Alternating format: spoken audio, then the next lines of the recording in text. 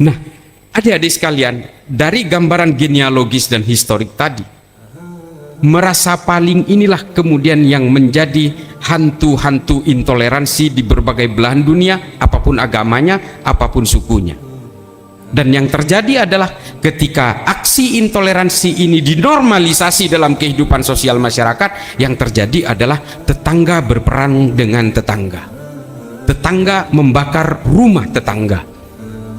Inilah awal dari runtuhnya berbagai peradaban manusia beragama di seluruh muka bumi ini dari abad ke abad. Silakan baca bukunya Simon Sebag Montefiore, Jerusalem The Autobiography. Dan kalau mau lebih komplit, baca Tarikh At-Tabari volume 6-12. Dia menceritakan bagaimana kehidupan Arab, Eropa dan sebagainya ketika masa-masa awal kebangkitan beragama.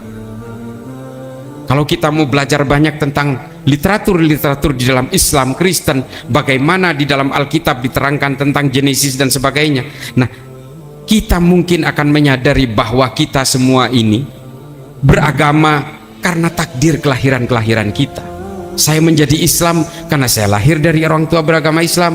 Saya lahir di Madura, dari kecil saya dididik Islam. Saya dari kecil dididik untuk belajar ngaji, belajar datang ke masjid, beribadah dan sebagainya, maka Islamlah saya. Kalau saya lahir di Meksiko, Pak, saya Katolik, Pak. Lahir dari orang tua Katolik, tetangga beragama Katolik, sekolah-sekolah Katolik, kanan kiri ngelihat rumah ibadahnya Katolik, satu negara isinya Katolik. Katolik, Pak, saya, Pak. Terus takdir kelahiran itu siapa yang menentukan? Allah yang menentukan, Tuhan yang menentukan. Maka kemudian Habib Ali Al-Jufri menulis sebuah buku yang luar biasa, kitab yang luar biasa, judulnya Al-Insaniyah Qabla Tadayyun, Humanity Before Religiosity. Kenali dulu keagamaan, kenali dulu kemanusiaan sebelum kamu mengenal agama. Kalau kamu mengenal agama lebih dulu dan lalai mengenal kemanusiaan, maka kamu akan menjadi Tuhan-Tuhan kerdil yang kerjaanmu hanya menghakimi orang lain. Kalau orang sudah betul-betul punya empati kemanusiaan, insya Allah dia akan toleran. Dia akan tidak merasa paling, tidak perlu membid'ah-bid'ahkan ajaran orang lain, tidak perlu mengkafir-kafirkan keimanan orang lain. Selesai, Pak. Tidak perlu gelisah, Pak. Ketika ada pemfatwa, pendakwah mengatakan di dalam salib ada jin kafirnya, apa efeknya? Anak-anak SMP di Jogja langsung datang ke pekuburan Kristen dan menggergaji semua nisan-nisan salib di sana. Ini semua dari mulut kita. Apa susahnya kita mengajarkan toleransi? Karena kita semua ini beragama karena warisan dari orang tua kita masing-masing. Takdir-takdir kelahiran kita yang menentukan agama kita. Kita tidak bicara hidayah, kita tidak bicara mu'alaf, kita berbicara tentang konsep dan takdir kelahiran dan kemudian menjadi keimanan-keimanan. Makanya kata Habib Ali Al-Jufri, jadi kamu manusia lebih dulu baru kenal agama. Al-Insaniyah Qabla Tadayyun, silahkan baca, gratis kok di e-book. Bagus sekali itu buku itu, dan itu pernah dibawakan di Stadion Wembley London oleh Habib Ali Al-Jufri ketika dihadiri oleh berbagai orang lintas agama di Inggris. Luar biasa itu. Ada juga videonya di YouTube. Nah, adik-adik sekalian, Bapak Ibu sekalian, politik kemudian membuat hidup kita intoleran. Bahkan ulama kita tidak sanggup melawan pemikiran-pemikiran Stephen Hawking dan juga Richard Dawkins. Karena apa? Ulama kita sibuk berpolitik. Kita tidak lagi melahirkan Al-Khawarizmi, pencipta angka 0 dalam matematika. Kita tidak lagi melahirkan Jabir Ibnu Hayyan yang menemukan teori oksidasi dan fermentasi. Kita tidak lagi melahirkan Ibnu Sina yang melahirkan konsep-konsep teori anatomi tubuh manusia. Kita tidak lagi melahirkan Ibnu Batuta, Ibnu Khaldun. Kita tidak bisa melahirkan kitab-kitab magnum opus Tahafud al-Falasifah, Tahafud at-Tahafud, Fihi ma fihi. Nggak ada lagi, Pak. Yang dilahirkan oleh kita hari ini adalah kitab-kitab yang menjerumuskan kita kepada aksi intoleran. Idarat at-Tawahhush, Al-Wala wal Bara' fil Islam, Muhammad Said Al-Qahtani. Ini teroris semua punya buku ini. Kita semua terjebak oleh berbagai mousetrap, orang-orang barat, supaya kita terus sibuk berpolitik dan kita saling mengkafirkan satu sama lain. Akhirnya yang dijadikan perdebatan dalam agama itulah hal remeh temeh. Bagaimana tata caranya masuk kamar kecil, udahlah itu lewati aja kita. Elon Musk sudah bikin real estate di Mars, kita masih hidup dengan diskusi-diskusi tentang hukum remeh temeh. Yang diperdebatkan itu tentang kunut dan tidak kunut. Yang salah itu bukan yang kunut, atau yang salah itu bukan yang tidak kunut. Yang salah itu yang nggak sholat subuh. Ini kita semua terjebak hari ini oleh berbagai hegemoni politik, seolah-olah yang menjayakan agama itu harus politik. Jeblok Pak kita, semua agama jeblok kalau urusan politik. Isinya adalah perang, penaklukan, ekspansi. Semua agama itu perang salib itu memang perang agama? Bukan, saya selalu menolak itu. Pelajari sejarahnya. Itu perangnya orang Eropa dan orang Arab kok. Palestina dengan Israel, perang agama? Enggak, itu perang politik. Dari dulu Yerusalem itu selalu jadi melting pot, battleground, pertempuran. Mulai dari zamannya Titus Vespasian sampai Benjamin Netanyahu hari ini. Itu perang politik semua. Perangnya orang Arab dan orang Yahudi. Gak ada perang keimanan soal itu. Emang kalau Palestina kalah terus Islam jadi tumbang gitu? Enggak juga. Itu perang politik. Sama seperti perang penaklukan Konstantinopel, dibawa terus ini sama pengusung khilafah, seolah-olah ini adalah prestasi paling moncer. Kegagalannya nggak pernah dibaca. 600 tahun loh orang Islam itu menguasai Eropa, mulai dari semenanjung Iberia sampai ke pinggiran kota Toulouse di Prancis. 600 tahun. Setelah tumbang di Granada, apa sisanya? Nggak ada. Satu pun secara genetik orang Islam di Eropa nggak ada. Kalau ada orang Islam di Eropa hari ini pengungsi, imigran, atau kawin-mawin, atau akulturasi. Apakah Kristen menyisakan di Amerika Selatan, apakah menyisakan berbagai hal? Kecuali mereka itu hanya membunuh orang-orang Yucatan, Inca, Maya, Azteca yang dibantai habis karena menolak Katolik. Ketika berkenalan dengan politik, maka pemeluk agama berkenalan dengan brutalitas dan intoleransi. Hari ini bergeser Pak.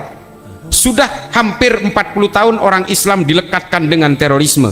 Hari ini bergeser ke umat Hindu di India. Karena apa? India diperkirakan menjadi negara paling maju pada tahun 2050. Hari ini yang diobok-obok adalah kalangan penganut Hindu di India lewat gerakan-gerakan Hindu supremasis, membakar masjid, membakar gereja. Ini kelakuan orang Barat.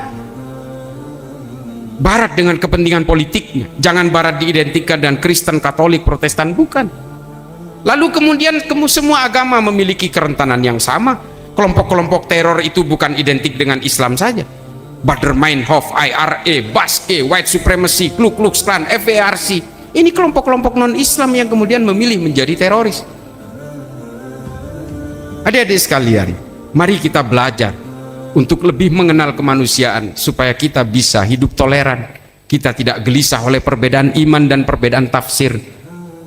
Kita semua ini, kalau kita melihat piagam Madinah yang Islam, melihat piagam Madinah, maka ada 3 titik kunci dari semua pasal-pasal di dalam traktat piagam Madinah itu. 1, Nabi menyadari sepenuhnya bahwa semua manusia, apapun agamanya, apapun sukunya, dilahirkan dengan harga diri yang sama. Coba baca, perhatikan pasal demi pasal, intinya ke sana. Yang kedua adalah apapun agamanya, apapun sukunya, semua orang yang berdiam di satu negara memiliki hak dan kewajiban yang sama. Yang ketiga adalah semua manusia, apapun agamanya, apapun sukunya, diciptakan oleh Tuhan yang sama. Makanya sampai Rasulullah wafat, orang Kristen, orang Yahudi masih ada di Madinah. Dan ketika orang Islam saling berperang sesama orang Islam karena persoalan politik, orang Kristen dan orang Yahudi nggak betah di Madinah, akhirnya pindah ke Levan, pindah ke Syria, pindah ke Lebanon, pindah ke Filistin. Itu yang terjadi. Jadi yang membuat orang tidak betah kepada Islam itu justru kelakuan orang Islam sendiri. Dan juga yang membuat tidak betah orang di Eropa yang kemudian pindah ke berbagai negara karena kelakuan orang Kristen sendiri. Dan yang membuat tidak betah penganut Hindu di India juga karena kelakuan orang-orang India sendiri. Makanya banyak imigran-imigran yang moderat, orang India itu ada di Amerika, bertabur di Indonesia juga banyak.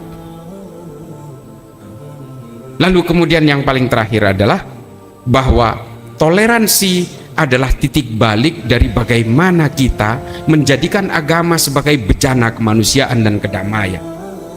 Intoleransi akan melahirkan radikalisme, ekstremisme, dan juga terorisme. Titik kuncinya ada di sini. Dan kalau kita berbicara antara toleransi dan intoleransi, kita jangan bicara BNPT, kita jangan bicara Densus, kita jangan bicara polisi, TNI, kampus, jangan. Semuanya harus dimulai dari diri kita sendiri, dari keluarga semua asalnya. Kalau kita salah mendidik anak, ini bagi yang nanti akan punya anak insya Allah. Kalau kita salah mendidik anak, maka anak kita akan menjadi pemaki. Kalau kita salah memberikan konsep beragama kepada anak, maka anak atas nama agama akan membenci. Inilah yang terjadi. Semua dimulai dari keluarga.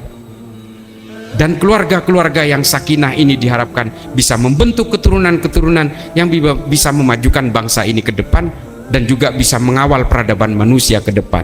Kelemahan kita kemudian adalah ketika kita tidak sanggup mengawal peradaban manusia, maka kemudian peradaban manusia akan lepas kendali dan tidak lagi melekat kepada konsep-konsep ketuhanan. Trennya begitu, Pak. Ateisme itu makin tinggi. Ini yang Islam-Islam pasti rajin mencatat, oh artis ini masuk Islam, oh almarhumah Sinead O'Connor masuk Islam. Kita bisa mencatat itu kan ada prosesinya, Pak. Ada baca syahadatnya. Tapi yang keluar Islam diam-diam pernah nggak dicatat? Yang kemudian menjadi ateis banyak sekali. Saya kemarin di Tunis ketemu dengan kelompok kajian ateisme. Ketika saya di Rabat di Maroko, saya ketemu dengan kelompok ateisme yang justru organisasinya berbadan hukum. Ini negara-negara Arab. Nah, oleh karena itu ini bukan persoalan teisme atau ateisme. Kita berbicara tentang kemanusiaan. Orang pemeluk agama lain, yang Islam memeluk Kristen, yang Islam melihat Kristen dan Kristen melihat Islam adalah melihat dari bagaimana akhlak kita, bagaimana cara kita berlaku, bagaimana cara muamalah kita, bagaimana intimasi sosial kita. Oleh karena itu negara ini menjadi penting. Kalau kita tidak bisa menyelesaikan persoalan intoleransi di negara ini, lupakan 2045 generasi emas itu, lupakan aja, nggak akan sampai kita pasti akan terlibat dalam tetangga melawan tetangga, tetangga membakar tetangga, tetangga mencaci maki tetangga karena perbedaan iman, karena perbedaan pandangan atau perbedaan orientasi politik. Saya kira itu. Ada tanya jawab, Pak Moderator? Udah 45 menit. Mudah-mudahan ini bisa bermanfaat, terutama bagi saya yang fakir ilmu. Nanti kita lanjut di tanya jawab. Akhiran ihdinas siratal mustaqim wallahul muwaffiq ila aqwamit thoriq. Wassalamualaikum warahmatullahi taala wabarakatuh.